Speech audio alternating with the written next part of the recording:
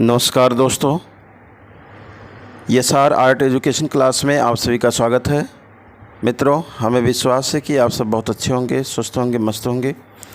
तो देर ना करते हुए आज हम लोग अध्ययन करेंगे टीजीटी पीजीटी कला के बारे में, जो निरंतर यहाँ से टीजीटी पीजीटी में प्रश्न पूछे जाते हैं और यहाँ से प्रश्न फंसते ही बनते ही हैं।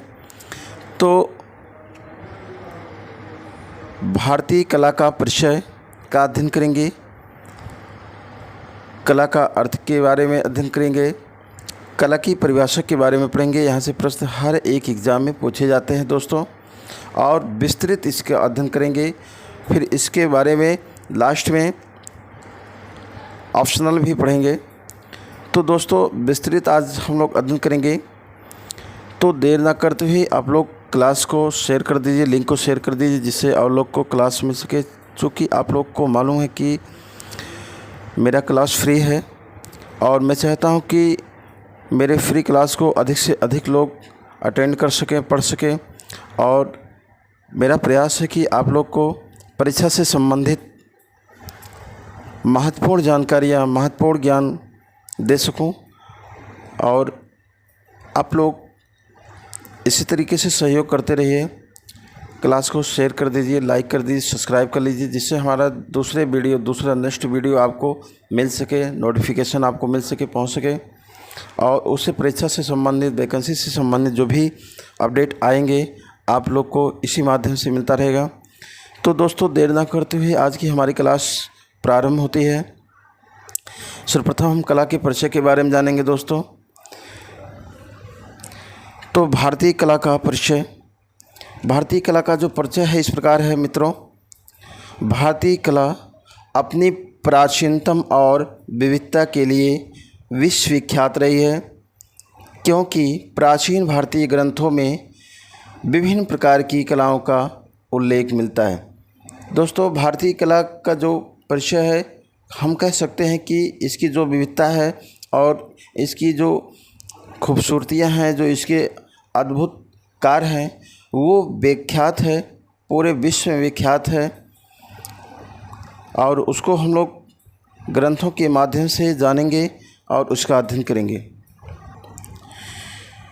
जैसा कि आप लोग देख रहे हैं कि जो ग्रंथों के माध्यम से कला के बारे में हमें ज्ञान होता है, जानकारी होता है दोस्तों, तो जो वात्स्यायन ने कामसूत्र नामक ग्रंथों में 64 प्रकार की कलाओं का वर्णन किया है, यह मिलता है ग्रंथों में, उसके बारे में अध्ययन करेंगे।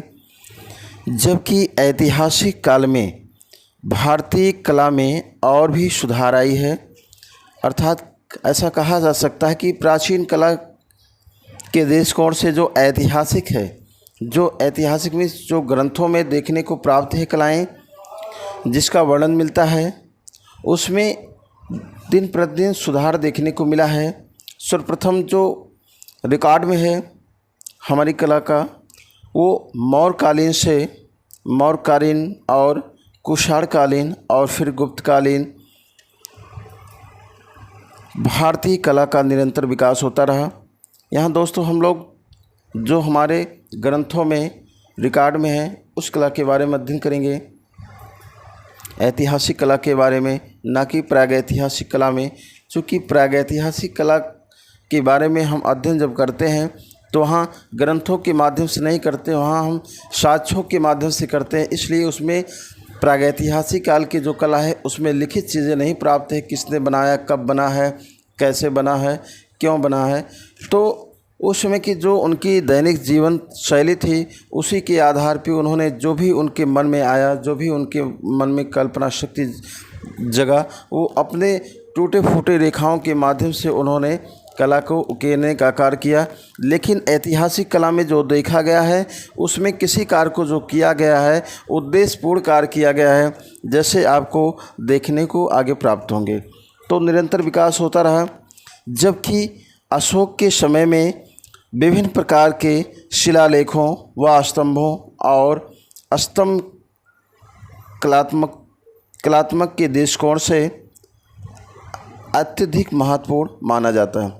दोस्तों आगे चलकर जैसे मालूम है कि आप लोग को मौर्य काल में भी कला के साक्ष्य प्राप्त होते हैं, लिखित भी प्राप्त होते हैं, कुषाण काल में भी प्राप्त होते हैं। गुप्त काल में गुफाओं व मंदिरों का निर्माण अधिक हुआ था, इसलिए प्राचीन काल या जो है भारतीय इतिहास में ये कहा जाए तो जो गुप्त काल का समय है वो उसे स्वर्ण युग के नाम से भी जाना जाता है।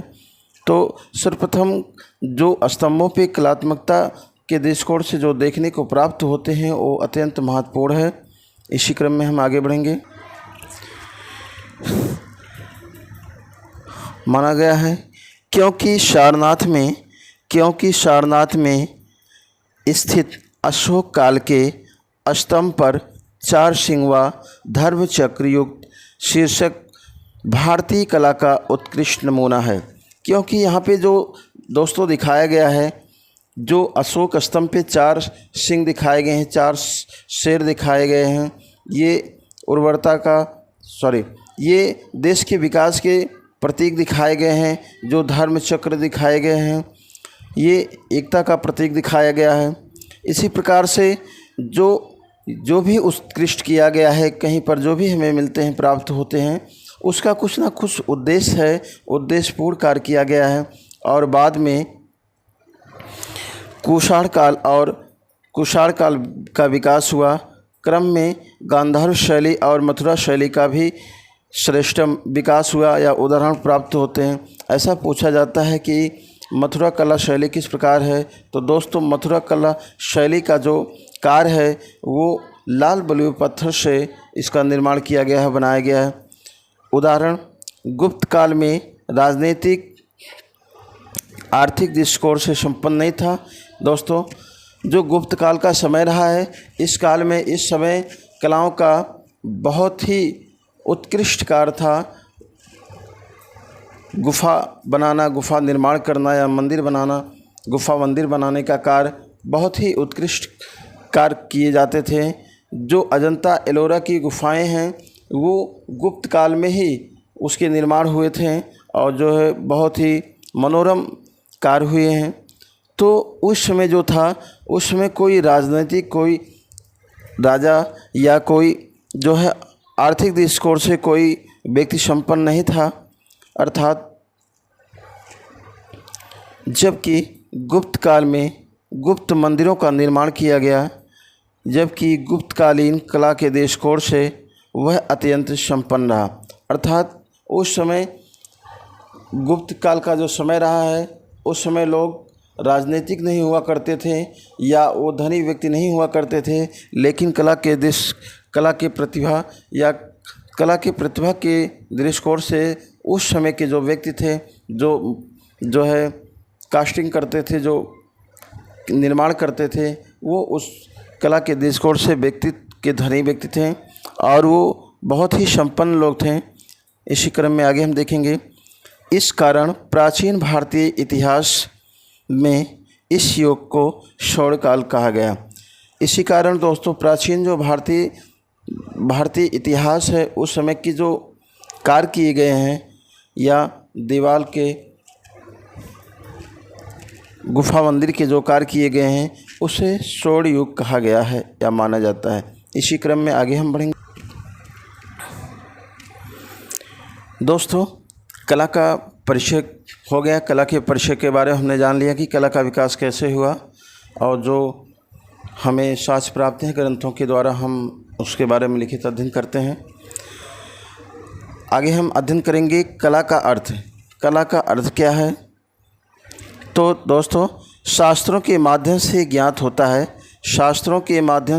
होता है कि कला शब्द का प्रयोग सर्वप्रथम ऋग्वेद में हुआ है। क्योंकि जैसे हमारे भारत में जो प्राप्त हैं, सबसे प्राचीन ग्रंथ जो प्राप्त हैं वो वेद हैं, और उस वेद में जो है सबसे प्राचीन जो वेद हैं ऋग्वेद है। तो सर्वप्रथम कला का जो प्रयोग हुआ है, देखने को प्राप्त हुआ है, ऋग्वेद में हुआ कला शब्द का प्रयोग। अर्थात उसमें एक श्लोक मिला है, यथा कला यथा शफा मग सुत्सा नयमति। अर्थात कहने का तात्पर्य है इसके अतिरिक्त कला शब्द का विकास हुआ। इसके अतिरिक्त कला शब्द का विकास हुआ। कला शब्द को यथार्थवादियों ने प्रयोग में भरत मुनि ने अपने नाट्यशास्त्र में प्रयोग किया है। प्रयोग जो सर्वप्रथम जो है ऐसा माना गया है, यथार्थवादियों ने सर्वप्रथम जो प्रयोग किसके द्वारा हुआ है कला का जो है, तो उन्होंने भरत मुनि ने अपने नाट्यशास्त्र में उन्होंने सर्वप्रथम प्रयोग किया। आगे है, भरत मुनि ने कला को प्रथम शताब्दी का माना है। भरत मुनि ने कला को प्रथम शताब्दी का माना है। इसमें भी एक श्लोक प्राप्त हुआ है, न तज्ज्ञानम न तत्शिल्पम न स विद्या न स कला। अर्थात ऐसा कोई ज्ञान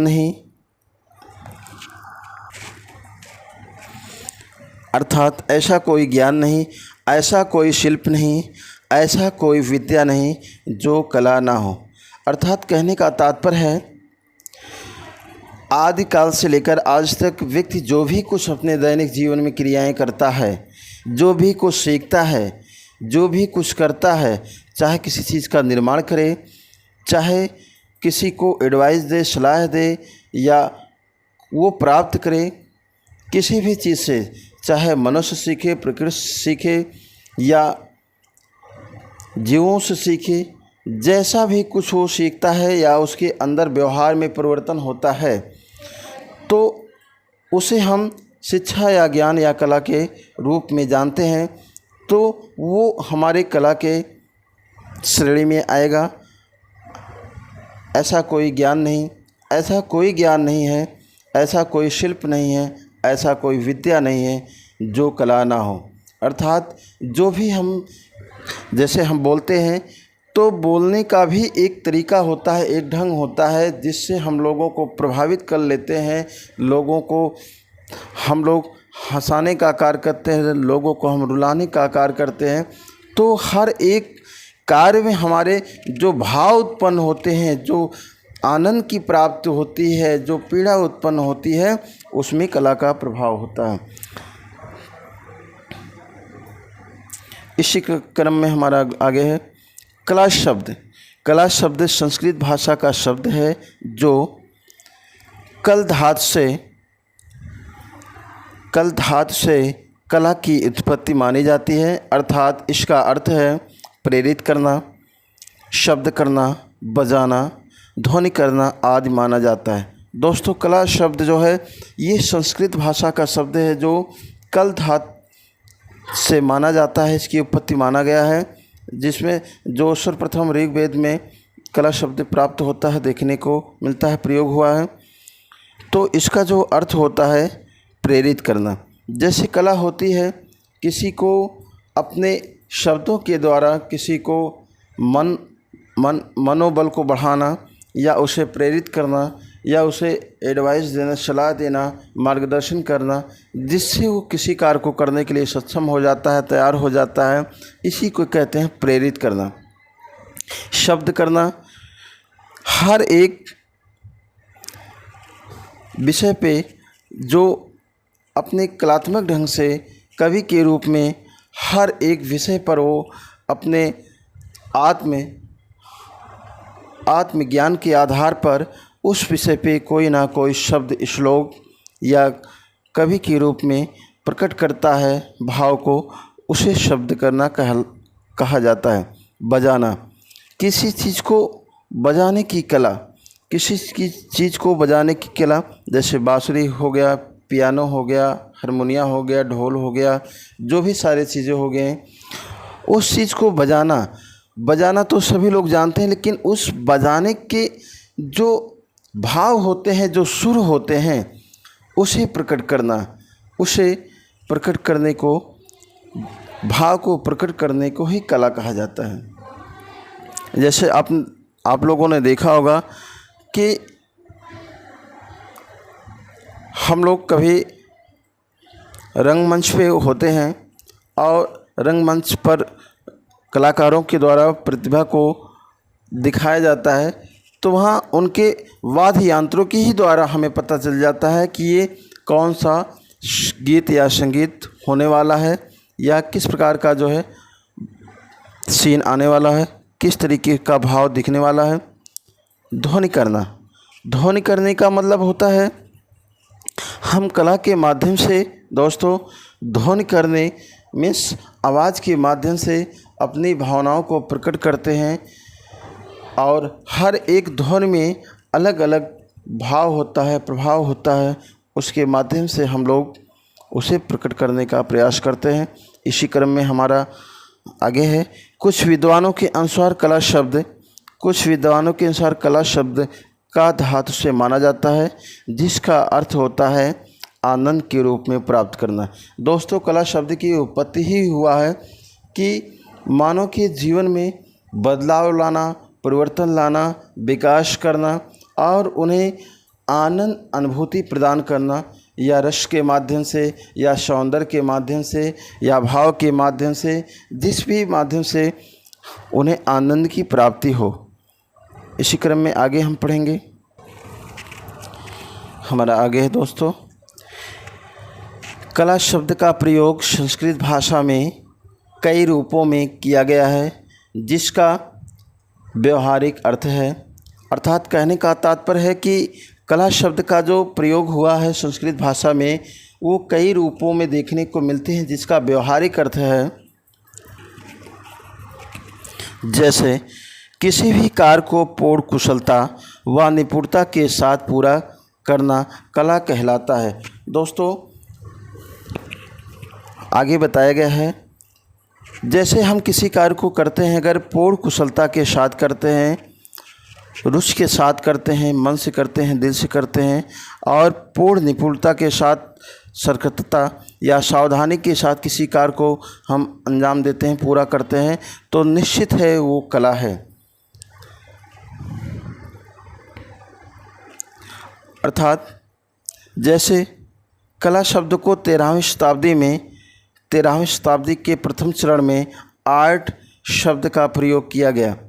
दोस्तों कला शब्द को 13वीं शताब्दी के प्रथम चरण में आर्ट शब्द का नाम दिया गया, ART शब्द का प्रयोग किया गया जिसका मूल धातु ARR है। इसका अर्थ है जैसे बजाना, पैदा करना, फिट करना और कला का अर्थ शिल्प कौशल की प्राकृत से युक्त सृजन एवं सुखद रूप प्रदान करना। दोस्तों किसी चीज़ को बजाने की कला होनी चाहिए। सारे वाद्य यंत्र बने हैं लेकिन अगर हमें बजाना नहीं आता है तो उससे हम अच्छे स्वर या अच्छे सुर, उससे अच्छे भाव प्रकट नहीं कर पाएंगे। तो सर्वप्रथम बजाने की जो हर एक व्यक्ति के अंदर प्रतिभा होती है वो उसके रुचि के अनुसार होता है, उसके निरंतर प्रयास अभ्यास के आधार पर उसे बजाने की शक्ति होता है। और पैदा करना, उससे जो भाव पैदा करता है वो हमें प्रभावित करने का कार्य करता है। जैसे कोई भी वाद्य यंत्र जब व्यक्ति बजाता है, बजाते समय उससे जो निकलने वाले ध्वनि होते हैं, सुर होते हैं, आवाज़ होते हैं, जो प्रकट होता है वो ऐसा भाव प्रकट करता है जो हमें फिट करता है, किसी ना किसी स्थान पर हमको अस्थायी रूप से केंद्रित करता है, फिट करता है और हम कला का अर्थ शिल्प कौशल की प्रक्रिया से युक्त सृजन एवं सुखद प्रदान करते हैं। अर्थात उसे हमें एक शिल्प के रूप में, एक कौशल के रूप में हमें जो है उस चीज़ की प्राप्ति होती है जो हमें सुखद रूप प्रदान करता है। आगे हम पढ़ेंगे। अर्थात आर्ट, ART शब्द का प्राचीन लैटिन भाषा में अर्श शब्द से बना है। इस शब्द का अर्थ साधारण शिल्प माना गया है। कहने का तात्पर्य है दोस्तों कि आर्ट शब्द प्राचीन लैटिन भाषा के अर्श शब्द से बना है। इस शब्द का अर्थ साधारणता शिल्प माना गया है। कहने का तात्पर्य है कि जो चीज़ें पहले निर्मित की गई उसे शिल्प के नाम से, उसे कला को शिल्प के नाम से माना गया। सामान्य रूप से जो भी सारी चीज़ें बनाई गई हैं शिल्प कला के नाम से जाना जाता है। इसी क्रम में आगे हम बढ़ेंगे दोस्तों। जैसे स्वर्णकारी, पहले यदि अगर व्यक्ति या मानव आभूषण बनाने का कार्य करते थे, बहुत दिनों तक शिल्प तथा कला को प्रायः एक ही माना जाता था। जैसे अगर कोई मूर्ति बनाने का कार्य करता था वो भी शिल्प कला होता था, या शिल्प पे पत्थरों पे लिखने का कार्य करता था वो भी शिल्प कला होता था, या स्वर्णकारी कोई आभूषण बनाने का, सृजन करने का कार्य करता था तो प्रायः उसे भी शिल्प कला के नाम से जाना जाता था। लेकिन 18वीं शताब्दी में जब सौंदर्य शास्त्रियों के विचारकों ने शिल्प और उसके दर्शन पर विचार करने लगे तो शिल्प तथा कला के विभाजन दो रूप में देखने को प्राप्त हुए। कहने का तात्पर्य है दोस्तों, 18वीं शताब्दी में जब सौंदर्य शास्त्रीय विचारकों ने शिल्प और दर्शन पर विचार करने लगे तो शिल्प कला में विभाजन के रूप में दो रूपों में विभाजन होने लगे और दो रूपों में देखने को प्राप्त होते हैं। तो कला मुख्य रूप से दो हो गए। पहले शिल्प के नाम से जो भी सारे कार्य होते थे, कहने का तात्पर्य है जो भी सारे जिस भी तरीके से कला के द्वारा कार्य होते थे वो शिल्प कला के दायरे में आता था, शिल्प के श्रेणी में आता था। लेकिन सौंदर्य दर्शन शास्त्रियों के अनुसार जब उसका अध्ययन किया गया, उस पर विश्लेषण किया गया तो उसमें कला दो रूप में उभर कर आया, दो रूप में विभाजित हो गया, जिसे हम जानते हैं ललित कला और उपयोगी कला। अर्थात ललित कला, अगर मित्रों हम कहें कि ललित कला कितने प्रकार के होते हैं, तो ललित कला जो है 5 प्रकार के होते हैं। जैसे चित्रकला, मूर्ति कला, काव्य कला, स्थापत्य कला और संगीत कला व नृत्य कला। तो ये ऐसी कलाएं हैं जो हमें आंतरिक रूप से आनंद की प्राप्ति कराते हैं, आनंदभूति की प्राप्ति कराते हैं और जो हमारे मन को, आत्मा को शांति प्रदान करते हैं या सुख प्रदान कराते हैं। अर्थात दूसरी कला हमारे जो है उपयोगी कला। दोस्तों उपयोगी कला आज से लेकर आदि तक की यदि इतिहास की बात करें हम, तो उपयोगी कला हमारे जीवन में, हमारे दैनिक जीवन में बहुत ही महत्वपूर्ण योगदान रहा है। जैसे आपने देखा होगा कि कला का जो प्रभाव देखने को प्राप्त होता है वो हमें नवपाषाण काल से ही प्राप्त हो जाता है, उपयोगी कला का, और ललित कला का भी प्राप्त हो जाता है। तो उपयोगी कला हमारे जीवन में बहुत ही सहयोग, बहुत ही जो है महत्वपूर्ण योगदान प्रदान किया है। जैसे नवपाषाण काल में आपने देखा होगा कि चाक पर मिट्टी के बर्तन बनाए जाते थे या खिलौने बनाए जाते थे। चाक पे मिट्टी के बर्तन बनाना, खिलौने बनाना, या जो है रंगाई या बुनाई करना, पेंटिंग करना या वस्त्र निर्माण करना, किसी भी प्रकार के भवन या झोपड़ियाँ निर्माण करना, ये सारे जो है उपयोगी कला है। आभूषण बनाना, ये हमारे लिए दैनिक जीवन में ही उतना उपयोगी हैं जितना उस समय हमारे लिए थे। उससे आज कई गुना अधिक सुधार पे हैं। वो सारे चीज़ें अब मशीनों के द्वारा बनाए जाने लगे हैं।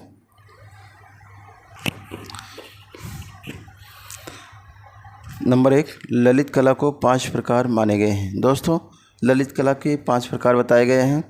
हमारा पहला है चित्रकला, मूर्ति कला, काव्य कला, स्थापत्य कला व भवन निर्माण, संगीत कला व नृत्य कला। दोस्तों ये 5 कलाओं में सबसे श्रेष्ठ कला जो है हिंगल महोदय ने सबसे श्रेष्ठ कला माना है काव्य कला को। इसलिए उन्होंने इस कला को सबसे श्रेष्ठ कला माना है क्योंकि काव्य कला किसी चीज़ को शब्दों के द्वारा अभिव्यक्ति करना, इसमें किसी चीज़ की आवश्यकता नहीं होती, केवल शब्द की आवश्यकता होती है। तो इसमें किसी चीज़ की आवश्यकता ना होने के कारण इसे सबसे श्रेष्ठ कला माना गया है, सबसे श्रेष्ठ माना गया। और यहीं पर सबसे निम्न कला हिंगल महोदय ने माना था कि स्थापित कला, चूँकि जिसमें इनका कहने का उद्देश्य है जिसमें सबसे अधिक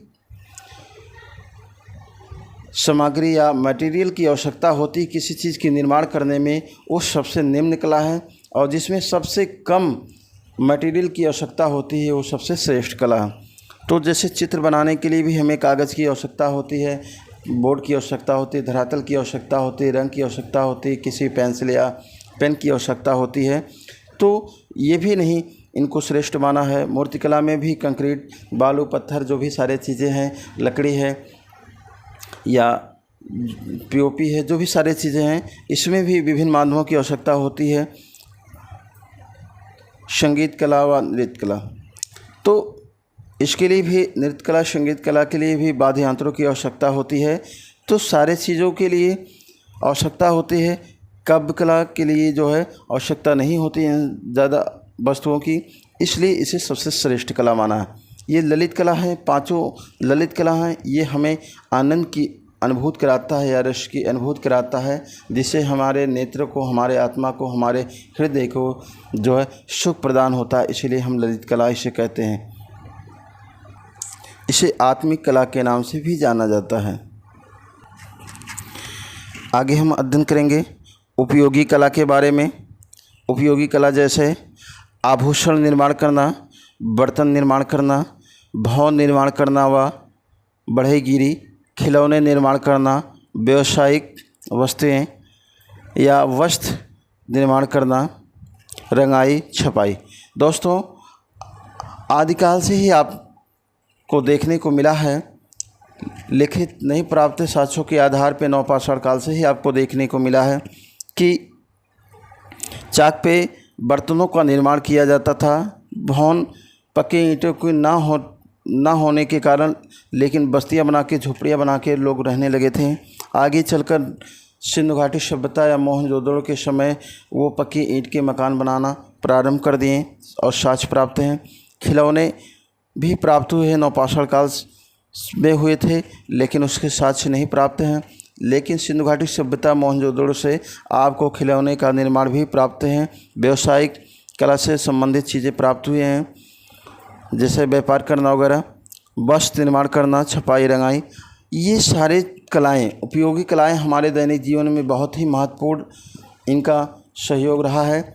जो आज के समय में सारे कार्य मानव के हस्त निर्मित के साथ साथ मशीनीकृत निर्मित हो गए हैं, जिससे अधिक से अधिक इस क्षेत्र में अधिक से अधिक सुंदर कार्य, अच्छे ढंग से कार्य किया जाए और सारे लोगों को ये सारे जो है उपयोगी कला का लाभ हो सके। इसी क्रम में हमारा अगला है दोस्तों कला की परिभाषा। कला की परिभाषा के बारे में अध्ययन करेंगे। कला मानव को सहज अभिव्यक्ति, कला मानव की सहज अभिव्यक्ति है। जब यह रुचि कल्पना के साथ जुड़ जाती है तो भाव अभिव्यक्ति बहुत श्रेष्ठ हो जाता है।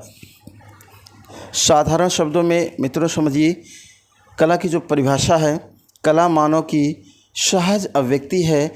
जब यह रुचि कल्पना के साथ जुड़ जाती है तो भाव अभिव्यक्ति बहुत ही श्रेष्ठ हो जाता है। कहने का तात्पर्य है कि जब किसी व्यक्ति की रुचि होती है और उस रुचि के अनुसार जो उसकी कल्पना शक्ति होती है, उसके जो विचार होते हैं, उसके जो थॉट्स होते हैं, वो किसी चीज़ को करने के लिए सोचता है। और जब वो अपने सोचने के जो उसकी कल्पना होती है, जो उसके सपने होते हैं, जब वो अपने रुचि के साथ जोड़ लेता है, उसकी रुचियाँ उसके मन से जब वो किसी कार्य को करने लगता है तो उसके जो भाव होते हैं, भाव अभिव्यक्ति होती है, जो उसके प्रेजेंटेशन होते हैं, बहुत ही अच्छे और बहुत ही श्रेष्ठ हो जाते हैं। जैसे कोई व्यक्ति अगर वो चाह रहा है कि हम सिंगिंग करें, किसी चीज़ को हम गाएं या किसी चीज़ की पेंटिंग बनाएं, वो सोच रहा है और पूर्ण सतर्कता या पूरी रुचियों के साथ अगर कार्य करना प्रारंभ कर देता है तो निश्चित है कि उसके जो परिणाम रहेंगे, उसके जो फल रहेंगे, उसके जो प्रेजेंटेशन रहेंगे, उसके जो भाव रहेंगे, बहुत ही श्रेष्ठ हो जाता है, जिससे सत्यम शिवम सुंदरम की प्राप्ति होती है। कहने का अर्थ है दोस्तों, किसी भी क्षेत्रों में, किसी भी फील्डों में जब आप अच्छे से अपने पूर्ण रुचियों से, जैसे आप स्टडी करते हैं, आप सोच रहे हैं कि आज हम बहुत पढ़ेंगे, बहुत अच्छा हम तैयारी करेंगे, इतना हम याद कर लेंगे, तो जब सोचने के साथ साथ अपनी रुचियों को भी उसमें जोड़ देते हैं कि हम पढ़ेंगे ही पढ़ेंगे, तो निश्चित है कि आप उस चीज़ को याद कर लेते हैं, उस चीज़ को व्यवस्थित ढंग से याद कर लेते हैं, सारी चीज़ कर लेते हैं। या किसी कार्य को ही संपन्न करते हैं आप जब पूर्ण रुचियों के साथ, अपनी कल्पना शक्ति के साथ जो है जोड़कर कार्य करते हैं, तो उसमें बहुत ही सुंदर कार्य आपको देखने को प्राप्त होता है, जिससे सत्यम शिवम सुंदरम की प्राप्ति होती है। इसी क्रम में हमारे जो है आगे अब विद्वानों के अनुसार जो है कला की जो है परिभाषा है, इनके स्टेटमेंट क्या हैं। रविन्द्रनाथ टैगोर के अनुसार, रविन्द्रनाथ टैगोर जी ने कहा है, कला में मानव अपनी अभिव्यक्ति करता है। सही कहा है, इन्होंने बिल्कुल फैक्ट कहा है कि रविन्द्रनाथ टैगोर जी ने कला में मानव अपनी अभिव्यक्ति करता है। देखिए, कोई कार्य होता है, जब हम किसी कार्य को अंजाम देते हैं, कोई कार्य हम करते हैं, निर्माण करते हैं, प्रारंभ करते हैं या आरंभ करते हैं, तो उसमें हम अपनी अभिव्यक्ति को जो है प्रेजेंट करते हैं, अपनी अभिव्यक्ति को जो प्रस्तुत करते हैं, जो कला के नाम से जाना जाता है। दूसरे हैं मैथिली शरण गुप्त के अनुसार। मैथिली शरण गुप्त के स्टेटमेंट है दोस्तों, मनुष्य की अव्यक्त की कुशल शक्ति ही कला है, जो अपूर्ण कार्य को पूरा करता है।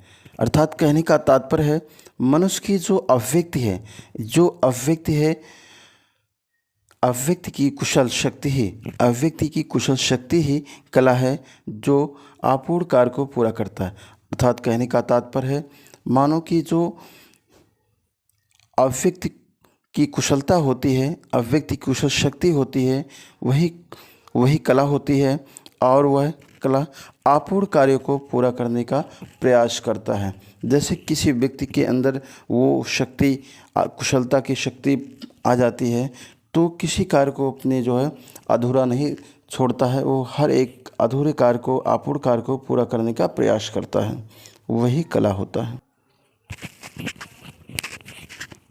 इसी क्रम में आगे अध्ययन करेंगे दोस्तों। जयशंकर प्रसाद के अनुसार, जयशंकर प्रसाद जी का जो है स्टेटमेंट है कि ईश्वर की कर्तव्य शक्ति का संकुचित रूप से जो हमको बोध प्राप्त होता है, वही कला होता है। अर्थात कहने का तात्पर्य है कि ईश्वर की जो कर्तव्य शक्ति का संकुचित रूप से जो हमको बोध होता है, जो ईश्वर के द्वारा दिए गए ज्ञान को, जो हमें ज्ञान प्राप्त होते हैं, बोध होता है, वही कला होता है। अर्थात ऐसा भी कहा गया है कि हर एक व्यक्ति किसी कार्य को नहीं कर सकता है। अर्थात किसी कार्य को करने के लिए हर एक व्यक्ति अनुकूल नहीं होता है, या हर एक व्यक्ति के अंदर अलग अलग प्रतिभा पाई जाती है, जिसे ईश्वर की कृपा या ईश्वर की दी हुई वरदान के रूप में होता है, गॉड गिफ्टेड होता है। जैसे सिंगिंग करता में ये लता मंगेशकर जी की जो आवाज़ है, उनके जो भाव हैं, उनके जो मधुर स्वर हैं, वो सारे सबके अंदर नहीं आ सकते हैं। गॉड गिफ्टेड की दी हुई कला है, ये अनोखी कला है, ये अद्भुत कला है, जो सबको प्रदान नहीं होता है। जो भी जिस भी रूप में जिसके अंदर प्रदान होता है, वो ईश्वर की दी हुई शक्ति होती है। अर्थात ऐसा भी हम कह सकते हैं कि ईश्वर सबके अंदर कोई ना कोई प्रतिभा देता है, कोई ना कोई ज्ञान, कला, कौशल, हुनर देता है, जिससे वो अपनी पहचान बना सकता है, जिससे वो अपने आप को प्रभावशाली बना सकता है। इसी क्रम में आगे अध्ययन करेंगे दोस्तों। हमारा अगला है, नेक्स्ट है प्लेटो के अनुसार है। प्लेटो महोदय का जो स्टेटमेंट है, कला सत्य की अनुकृति है। इन्होंने कहा है कि कला सत्य की अनुकृति है। इन्होंने सत्य ही कहा कि कला सत्य की अनुकृति है, क्योंकि आपने देखा होगा कि जो भी हम सारे चीज़ निर्माण करते हैं, हम लोग वास्तविकता को ही कॉपी करने का प्रयास करते हैं। जो चीज़ हमें जैसा दिखाई देता है हमारे प्रकृति में, हमारे संसार में, हमारे समाज में जो भी सारी चीज़ें दिखाई देता है, उसी को हम कॉपी करने के, चाहे वो पेंटिंग से संबंधित हो, चाहे वो मूर्ति से संबंधित हो, चाहे वो संगीत से संबंधित हो, चाहे वो काव्य से संबंधित हो, जो भी हमारे सामने घटित होती हैं परिस्थितियाँ, जो भी हमारे सामने जिस भी रूप में दिखती हैं, उसी को हम उस कला के रूप में लेकर हम कार्य करने का प्रयास करते हैं। तो कला सत्य की अनुकृति है। जैसे हमें अगर हाथी बनाना हुआ, तो हाथी का चित्र बनाना हुआ दोस्तों, तो हम सर्वप्रथम हम ये कल्पना करते हैं कि हाथी किस रूप में है, हाथी कैसा दिखता है, उसके सूंड कितने बड़े हैं, उसके कान कितने बड़े हैं, उसके पाँव कैसे हैं, उसकी बॉडी कैसे है, उसके रंग कैसे हैं। यदि हम उसके रूप छोटा बना दें, उसके सींग जमा दें, तो हाथी नहीं रह जाएगा, अर्थात वो सत्य की अनुकृति नहीं रह जाएगी, चूँकि उसकी सत्यता भंग हो गई है। यदि उसके रंग काले हैं, सफ़ेद हैं, सफ़ेद हाथी होती है थाईलैंड में पाई जाती है, काली हाथी होती है ये भारत इंडिया में पाया जाता है, उत्तर प्रदेश। तो कहने का तात्पर्य है कि जो उसकी सत्ता है उसी के अनुकूल होता है, तब हम उसे कला मानते हैं। यदि उस हाथी को हम काले या सफ़ेद रंग में ना दर्शाकर उसे हम लाल रंग से या पीले रंग से या हरे रंग से या नीले रंग से कर देंगे, तो उसकी सत्यता भंग हो जाएंगी, वो कला नहीं रह जाएगा, उसके भाव खत्म हो जाएंगे।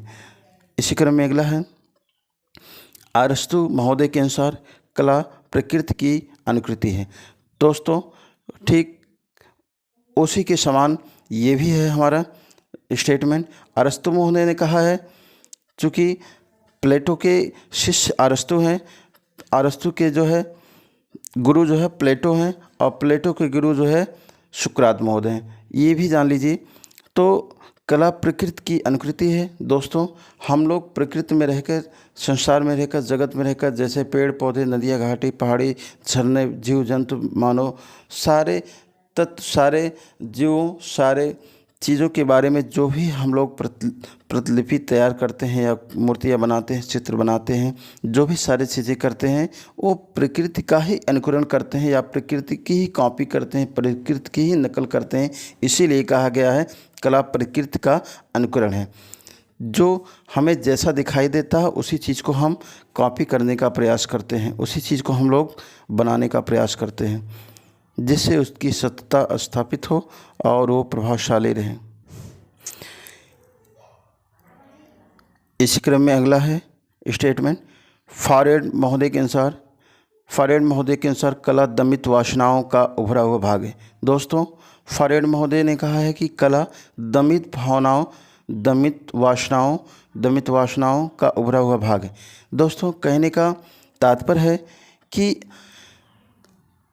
हर एक व्यक्ति के अंदर कला है, लेकिन वो दमित है, अर्थात किसी ना किसी माध्यम से उस व्यक्ति की प्रतिभा को, उस व्यक्ति के अंदर जो छुपी हुई कौशल है, कला है, ज्ञान है, हुनर है, उसे बाहर निकालने का ज़रूरत है, आवश्यकता है, उसे बाहर निकालने की आवश्यकता है, उभारने की आवश्यकता है, या उसके अंदर कम में वो प्रतिभा है तो उसे विस्तार देने का ज़रूरत है। क्योंकि तभी हम जान पाएंगे। जैसे एक लिफाफा है, लिफाफे में पत्र में क्या लिखा गया है, जब तक उसे हम नहीं फाड़ेंगे, नहीं निकालेंगे, तब तक उसके अंदर के मैटर को, हम विषय को नहीं जान पाएंगे। ठीक उसी प्रकार से होता है, हर एक व्यक्ति के अंदर कोई ना कोई प्रतिभा होती है। जब उसे हम प्रयास करते हैं किसी ना किसी माध्यम से प्रेरित कर या उसे अवसर देकर, तो वो उसकी अंदर की प्रतिभा वो बाहर निकल कर आती है। इसीलिए हम ऐसा भी फॉरेड के स्टेटमेंट को याद कर सकते हैं, कला दमित वासनाओं का उभरा हुआ भाग है। तो फॉरेड, जैसे लेटर को हम किसी चीज़ को जानने के लिए हम लेटर को फाड़ते हैं, तब उस लेटर की विशेषता को जान पाते हैं, विषय को जान पाते क्या है। तो फाड़ने से हम फॉरेड के जो है नाम को याद कर सकते हैं। अगला है इसी के क्रम में, हिंगल महोदय के अनुसार, हिंगल के अनुसार तो हिंगल जो है दिया है कला में अपना स्टेटमेंट दिया है, कला आदि भौतिक सत्ता को व्यक्त करने का माध्यम। अर्थात ऐसा भी कहा गया है कि कला जो है भौतिक सत्ता को व्यक्त करने का माध्यम।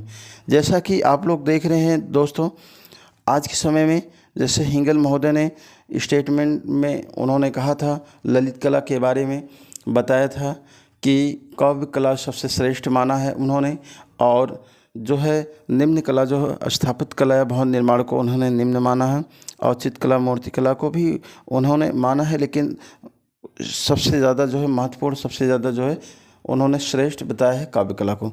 तो दोस्तों हिंगल महोदय ने कहा है कि कला जो है वो भौतिक सत्ता को व्यक्त करने का माध्यम, अर्थात हमारे जो है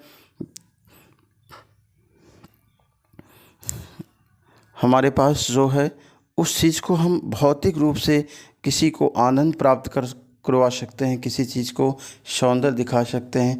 जैसे काव्य के द्वारा किसी व्यक्ति के द्वारा काव्य की रचना कही गई, सुनी गई, तो उसे आनंद की प्राप्ति होता है, उसे रस वादन होता है, उसे सौंदर्य की प्राप्ति उससे अच्छा लगता है, उसके मन को, हृदय को, नेत्र को।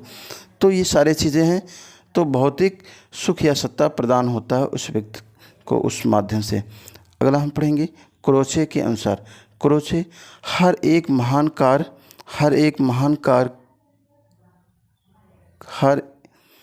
महान कला ईश्वरीय कृत के प्रति मानव आह्लाद की अभिव्यक्ति होता है।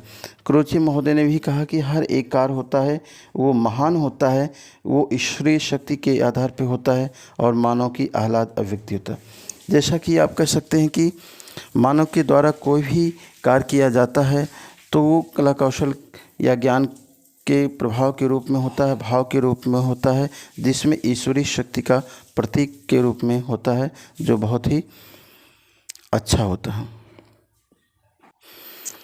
इस क्रम में हमारा अगला है टायलटेस के अनुसार।